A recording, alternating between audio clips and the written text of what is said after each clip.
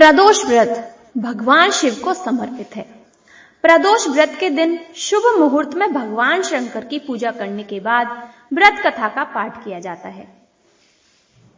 हर महीने कृष्ण व शुक्ल पक्ष की त्रयोदशी को प्रदोष व्रत रखा जाता है। इस समय वैशाख मास चल रहा है।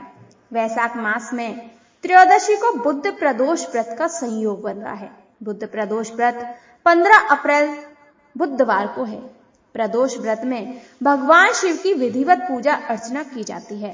इसके बाद शाम को पूजन के समय व्रत कथा का पाठ करना चाहिए। मान्यता है कि प्रदोष व्रत कथा पाठ करने के बाद व्रत संपूर्ण माना जाता है, वरना यह व्रत अधूरा ही माना जाता है। तो चलिए हम प्रदोष व्रत की कहानी शुरू करते हैं। एक पुरुष का नया विवाह हुआ। विवाह के 2 दिन बाद उसकी पत्नी मायके चली गई।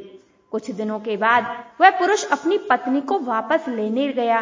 बुधवार को जब वह पत्नी को लेकर लौटने लगा, तब ससुराल पक्ष ने उसे रोकने की कोशिश की। कहा, विदाई के लिए बुध शुभ नहीं है, लेकिन वह नहीं माना और पत्नी के साथ बैलगाड़ी में चल पड़ा। विवश होकर सास ससुर ने अपने जमाई और पुत्री को भारी मन से विदा किया। नगर के बाहर पहुंचने पर पत्नी को प्यास लगी। पुरुष लोटा लेकर पानी की तलाश में चल पड़ा। पत्नी एक पेड़ के नीचे बैठ गई। जब थोड़ी देर बाद पुरुष पानी लेकर वापस आया तो उसने देखा कि उसकी पत्नी किसी से हंस कर बात कर रही है और लोटे से पानी पी रही है। यह देखकर वह क्रोधित हो गया। जब वह पास पहुंचा तो उसने देखा उस आदमी की शक्ल उसकी तरह ही है। पत्नी भी सोच में पड़ गई। दोनों पुरुष झगड़ने लगे। धीरे धीरे वहां भीड़ एकत्र हो गई और सिपाही भी आ गए। हम शक्ल आदमियों को देखकर वे भी हैरान हो गए। उन्होंने स्त्री से कहा, उसका पति कौन है? स्त्री सोच में पड़ गई। तब पुरुष भगवान शंकर से प्रार्थना करने लगा, हे भगवान, हमारी रक्षा करना। मुझसे बहुत बड़ी भूल हो गई।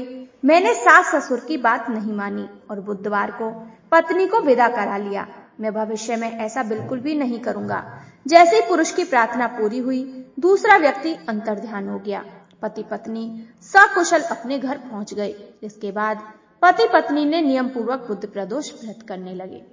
बोलो भोलेनाथ की जय।